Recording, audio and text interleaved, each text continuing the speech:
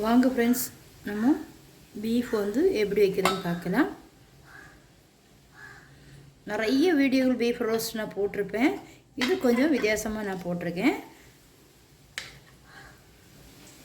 நீங்கள் ட்ரை பண்ணி பாருங்கள், நல்லா இருக்கும்.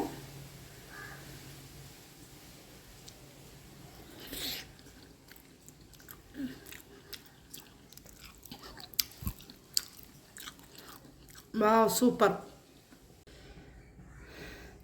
இண்டக்ஷனில் கடாய் வச்சுருக்கேன். புது கடாய் இப்போ வாங்கினது தான்.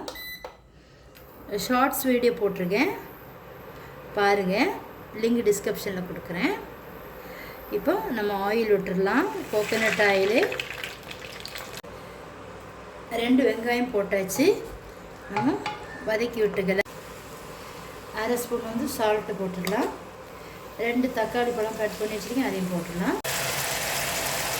1/2 டேபிள் ஸ்பூன் இஞ்சி பூண்டு பேஸ்ட். இது எப்பவும் போல் வேக வச்சு வச்சுருக்கேன். சால்ட்டு, தயிர், ஆயில், 1/4 டீஸ்பூன் மிளகாப்பொடி, 1/4 டீஸ்பூன் மஞ்சள்தூள். இதை போட்டு நல்லா ஒரு 5 விசில் போட்டு 1/2 டீஸ்பூன் மிளகாத்தூள், 1 டீஸ்பூன் சோம்பு,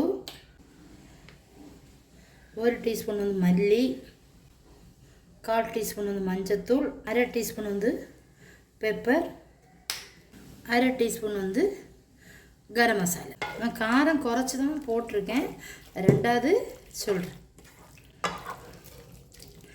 நல்லா மிக்ஸ் பண்ணி விட்டுக்கிடுங்க. கெட்டியான தயிர் 1 ஸ்பூன். நம்ம வீட்டிலே ரெடி பண்ண தயிர் தான். இந்த வீடியோ நீங்கள் பார்க்கலன்னா லிங்க் டிஸ்கிரிப்ஷனில் பின் பண்ணுறேன், பாருங்கள். இதையும் போட்டு நல்லா கிளறி விடுங்க.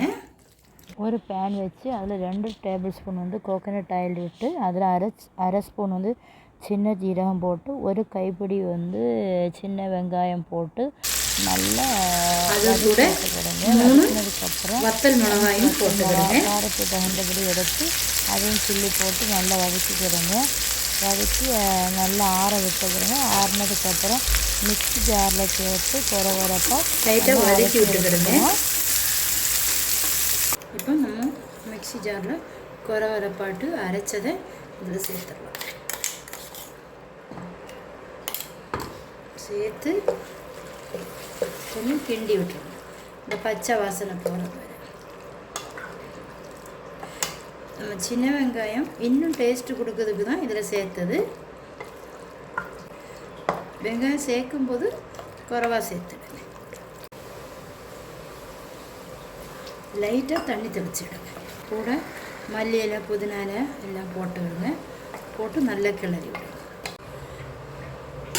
10-15 நிமிஷம் மூடி வச்சு குக் பண்ணி எடுக்கலாம். இப்போ ஓப்பன் பண்ணி பார்க்கலாம். நல்லா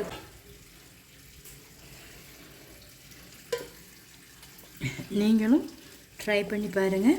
மறக்காமல் ஃபுட்டி வித் பினு சேனலை சப்ஸ்கிரைப் பண்ணுங்கள், லைக் பண்ணுங்கள். தேங்க்யூ ஃபார் வாட்சிங்.